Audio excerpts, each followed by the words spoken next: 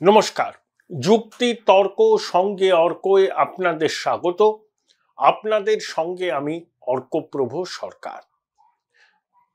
মায়ানমারের জুনটা আরাকান আর্মির যে জায়গাটা দখল আছে, এই মায়ানমারের অর্ধেকের বেশি তাদের দখলে রাখাইন প্রদেশে বোমাবর্ষণ করেছে। আরাকান আর্মির দাবি মহিলা শিশু সহ প্রায় 50 জনের মৃত্যু হয়েছে। ঠিক যেভাবে পাকিস্তান আফগানিস্তানের টেরিটরিতে পাকতিকা প্রদেশে বোমাবর্ষণ করে, পাকিস্তানের দাবি যে পাকতিকা প্রদেশে তেহরিকে তালিবান পাকিস্তানের হাইড আউট আছে, তারা জঙ্গি ঘাঁটি ধ্বংস করার অভিযান চালিয়েছিল। মায়ানমারের জুন্টা সরকারও বলছে যে তারাও আরাকান আর্মির ঘাঁটি ধ্বংস করার জন্য বোমাবর্ষণ করেছে। তাহলে জুন্টা সরকার আর পাক সরকার, তাদের দুজনেরই পদক্ষেপের মধ্যে কি সিমিলারিটি দেখুন। আর একটা খবর এলো যে মালালা ইউসুফজাই তিনি আবার পাকিস্তানে যাচ্ছেন। এই তেহরিকে তালিবান পাকিস্তানি 2012 সালে মালালা ইউসুফজাইয়ের উপর প্রাণঘাতী হামলা চালিয়েছিল। তারপরের ইতিহাস আপনারা সবাই জানেন। নারী শিক্ষা, নারী প্রগতি নিয়ে একটা আলোচনা সভায় মালালা পাকিস্তানে বক্তব্য রাখবেন, সাথে নাকি পাকিস্তানের প্রধানমন্ত্রী শাহবাজ শরীফও থাকবেন। তো তালিবান তো পাকিস্তানকে একেবারে খেয়ে নেবে। যেভাবে তালিবান বলছে যে পাকিস্তান আমাদের পয়লা নম্বর দুশ্মন, পাকিস্তান আফগানিস্তানের সীমানা লঙ্ঘন করে হামলা চালাচ্ছে, আমরা তো আর হাতে চুরি পরে বসে নেই। আফগানিস্তানের মাটি অনেক বড় বড় শক্তির কবর রচনা হয়েছে, তাই পাকিস্তান তো কোন ছাড়। 16ই ডিসেম্বর আফগানি সরকারের এক মন্ত্রী তার এক্স হ্যান্ডেলে একটা ছবি পোস্ট করেন।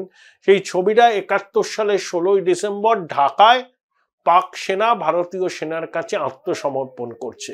সেই তালিবান নেতা বলেছেন পাকিস্তান সরকারকে হুঁশিয়ারি দিয়ে আফগানিস্তানে এই ধরনের কোনো অ্যাডভেঞ্চার করতে গেলে একই রকম পরিণতির জন্য তারা যেন তৈরি থাকে।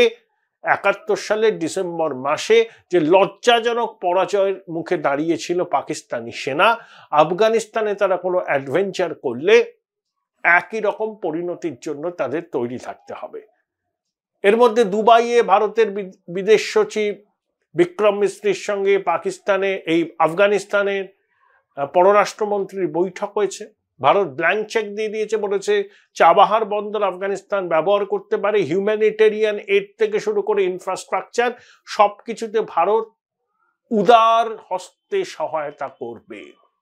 শুধু একটাই আমাদের দাবি, আফগানিস্তানের মাটি থেকে ভারত বিরোধী কার্যকলাপ যেন না চলে।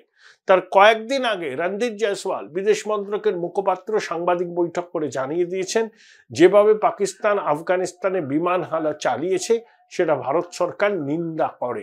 পাকিস্তান নিজের সমস্যার মোকাবিলা করতে ব্যর্থ হয়ে বারে বারে প্রতিবেশী রাষ্ট্রের উপর দোষ চাপিয়ে পাপস্খলন করে।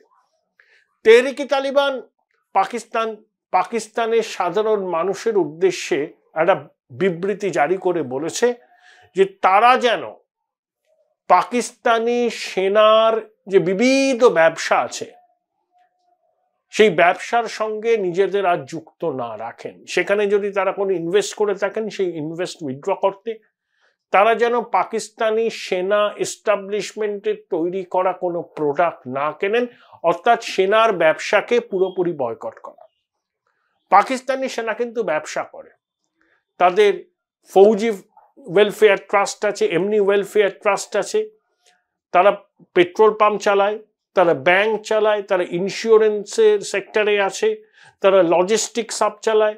পাকিস্তান সেনা হাউজিং কমপ্লেক্সের ব্যবসা করে, ফৌজি আটা পাওয়া যায়, বেকারি আছে, সব কিছুই হয়। পাকিস্তানে সেনার ল্যান্ড প্রপার্টি আর এমনি নগদ এবং অন্যান্য সম্পত্তির মূল্য প্রায় $50 বিলিয়ন। 15-16 বছর আগে সেটা $20-22 বিলিয়ন ছিল, আমার ধারণা এখন $50 বিলিয়ন। তাহলে প্যারালাল এস্টাবলিশমেন্ট পাকিস্তানের সেনা। এখন তেহরিকে তালিবান পাকিস্তান বা বালুচ লিবারেশন আর্মি সেনাদের উপর আক্রমণ করেছে। আর বালুচ লিবারেশন আর্মি চীন পাকিস্তান ইকোনমিক করিডোরের বিরুদ্ধে, বালুচিস্তানের ল্যান্ডমাস পাকিস্তানের 44%, তাদের অভিযোগ বালুচিস্তানকে শোষণ করছে রাওয়ালপিন্ডি, ইসলামাবাদ, এবং চায়না পাকিস্তান ইকোনমিক করিডোরের ফলে বালুচিস্তানের প্রাকৃতিক সম্পদ লুট হচ্ছে। তার প্রতিবাদে তাদের মজিদ ব্রিগেড, আত্মঘাতী মজিদ ব্রিগেড হামলা চালায় চীনা নাগরিকদের উপর। তাদের মধ্যে একজন মহিলা ছিলেন, তিনি উচ্চশিক্ষিতা, করাচিতে হয়েছিল। তাহলে এখন তেহরিকে তালিবান বালুচ লিবারেশন আর্মি কি বলছে, যে এবার আমরা শুধু সেনা কনভয় বা পাক রেঞ্জার্সের উপর হামলা চালাবো না, এবার পাকিস্তানের মিলিটারি যে ব্যবসা করে সেই ব্যবসায়িক প্রতিষ্ঠানেও আমরা হামলা চালাবো। সেই জন্য তারা অ্যাপিল করেছে পাকিস্তানের নাগরিকদের যে আপনারা সেনাকে বয়কট করুন এবং সেনার ব্যবসাকেও বয়কট করুন। আমি একটা বই পড়েছিলাম অনেকদিন আগে, বইটার লেখিকা হচ্ছে Ayesha Siddiqui, military inc inside Pakistan military economy. খুব সুন্দর বই, আপনারা সম্ভব হলে পড়ে নেবেন। সেখানে পাকিস্তানি মিলিটারি এস্টাবলিশমেন্ট কিভাবে ব্যবসা বাণিজ্য করছে, তাদের টার্নওভার কত মানুষ তাতে যুক্ত, সিভিলিয়ানদের তাতে কি ভূমিকা, সে সম্পর্কে বিস্তারিতভাবে আলোচনা আছে। অর্থাৎ পাকিস্তানের ব্যবসা বাণিজ্যের একটা বড় অংশ সেনা নিয়ন্ত্রণ করে। টার্কিতেও সেনা ব্যবসা বাণিজ্য নিয়ন্ত্রণ করে এবং চীনেও অনেক ব্যবসা বাণিজ্যের নিয়ন্ত্রণ সরাসরি সেনার হাতে।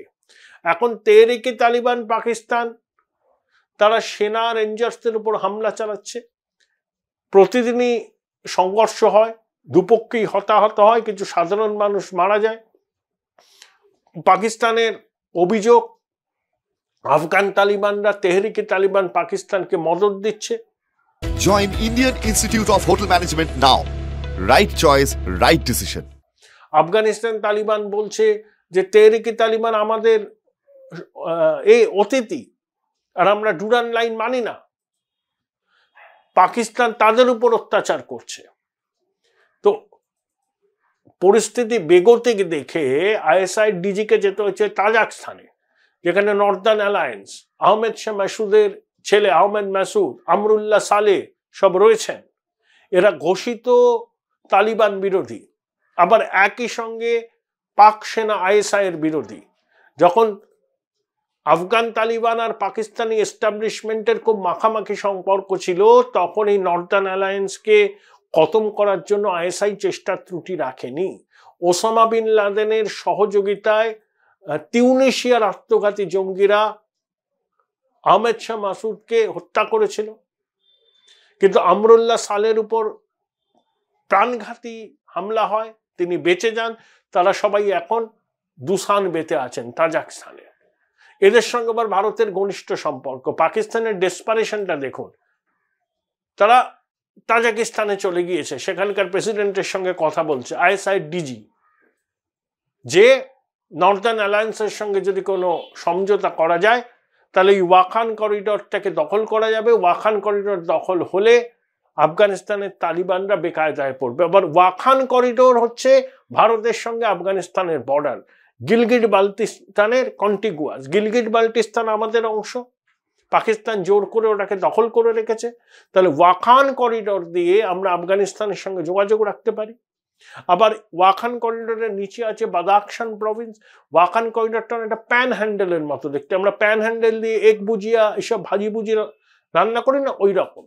ওখান দিয়ে চীনে যাওয়া যায়, তাজাকস্তান যাওয়া যায়, পাকিস্তানে যাওয়া যায়। জিও পলিটিক্সের ক্ষেত্রে খুব গুরুত্বপূর্ণ এই ছোট্ট স্ট্রিপটা।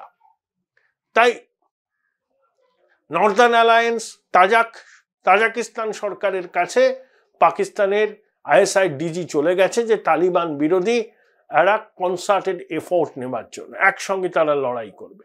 পাকিস্তানের বিদেশ নীতির যে কি দৈন্য, যে নর্দার্ন অ্যালায়েন্স তাদের দুশ্মন নাম্বার 1 ছিল, পয়লা নাম্বার দুশ্মন, তাদের কাছে চলে গেছেন ডিজি আইএসআই যে আফগান তালিবানদের টাইট দিতে হবে। কিন্তু আফগান তালিবানরা তো জানেন যে পাকিস্তানের ছলা কলা, এবং তারা কিন্তু খুব মানে কি বলবো যোদ্ধা। দেখুন, ভারতবর্ষের স্বাধীনতা আন্দোলনে খান আব্দুল গাফফার খান, সীমান্ত গান্ধী, তিনি পাস্তুন, তিনি লড়াই করেছিলেন, তার বীর গাথা প্রজন্মের পর প্রজন্মের মানুষ জানেন। বালুচরা লড়াই করেছিলেন। এরা বেসিক্যালি স্বাধীনতা প্রিয়। পাকিস্তানের তামেদারি তারা মানবেন না। পাকিস্তান আফগানিস্তানকে তাদের পঞ্চম প্রদেশ হিসাবে ট্রিট করতে চেয়েছিল। কেন মানবেন আফগানরা? তারা মানেননি। আমি তালিবানি শাসন পছন্দ করি না, সেখানে নারী অধিকার নেই, অনেক রকম সমস্যা। কিন্তু পাকিস্তান যেভাবে আফগানিস্তানের সার্বভৌমত্বকে চ্যালেঞ্জ করছে, যেভাবে বিমান হানা চালাচ্ছে, যেভাবে আফগানিস্তানকে পঞ্চম প্রদেশ হিসাবে ট্রিট করার চেষ্টা করছে, তালিবানরা সেটা মানছেন না, আফগান নাগরিকরাও সেটা মানছেন না। তাই তারা কিন্তু পাকিস্তানকে ছেড়ে কথা বলবেন না। পাকিস্তান এটা জানে এবং সেই জন্যই তাদের ডেসপারেশন, যে কোনো মূল্যে এককালের শত্রু নর্দার্ন অ্যালায়েন্সের সঙ্গে একটা সমঝোতা করা। শত্রু আমার বন্ধু। এই প্রেক্ষিতে তেহরিকে তালিবান পাকিস্তানের যে ফতোয়া এই পাকিস্তানের নাগরিকদের প্রতি, যে আপনারা ফৌজিদের বয়কট করুন, ফৌজি ফাউন্ডেশনের তৈরি করা জিনিসপত্র নেবেন না, এবং তারা বলেছেন যে ফৌজিদের বিজনেস এস্টাবলিশমেন্ট এবার তাদের পরের লক্ষ্য। অনেকে বলছেন, অনেক অ্যানালিস্ট শুনছি, এবার তেহরিকে তালিবান লাহোর, করাচি, ইসলামাবাদ, রাওয়ালপিন্ডি, মুলতান, পেশোয়ার এই সমস্ত জায়গাতে হামলা চালাবে। নর্থ খাইবার পাখতুনওয়াতে তারা অনেক হামলা চালিয়েছেন, ওগুলো দুর্গম জায়গায়। বলে main city, main hub, main business hub, যেখানে পাকিস্তানি সেনার বিজনেস এস্টাবলিশমেন্ট আছে, সেটাই এখন তেহরিকে তালিবানের টার্গেট। পাক সেনাও বুঝেছে পরিস্থিতি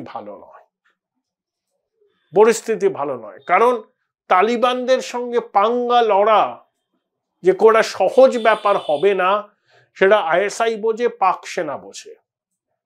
পাকিস্তান হয়তো সামরিকভাবে অনেক বেশি শক্তিশালী আফগানদের থেকে। আফগানদের তো ট্রেন্ড আর্মি নেই, গেরিলা, মুজাহিদ, কিন্তু অত্যাধুনিক অস্ত্র আছে। বাগরাম এয়ারবেস থেকে আমেরিকা যখন চলে গেল, সেখান থেকেই প্রচুর অত্যাধুনিক অস্ত্র তালিবানদের হাতে চলে গিয়েছিল। তাছাড়া তারা অস্ত্র আমদানিও করছে। কিন্তু তারা তো যোদ্ধা, মুজাহিদ, তারা লড়াইটা করবে মরিয়া হয়ে নিজেদের রাষ্ট্রের সার্বভৌমত্ব টিকিয়ে রাখবার জন্য। সেটা পাকিস্তানের কাছে খুব সুখকর পরিস্থিতি হবে না। এখনই নেই সুখকর পরিস্থিতি। যত দিন যাচ্ছে পরিস্থিতি ঘোরালো থেকে ঘোরালোতর হচ্ছে, এবং আফগান তালিবান বলেই দিয়েছে পাকিস্তানকে তারা সবক শিখিয়ে ছাড়বে, যাতে পাকিস্তান সরকার বুঝতে পারে যে আফগানিস্তানে এই ধরনের সামরিক অ্যাডভেঞ্চার করার মাসুল কতটা তাদের দিতে হচ্ছে। এই বোধ পাকিস্তানি এস্টাবলিশমেন্টের আসবে বলে আফগান তালিবানরা মনে করে। তাই তারা এবার আর পার কি লড়াইয়ের ডাক দিয়েছে পাকিস্তানের বিরুদ্ধে।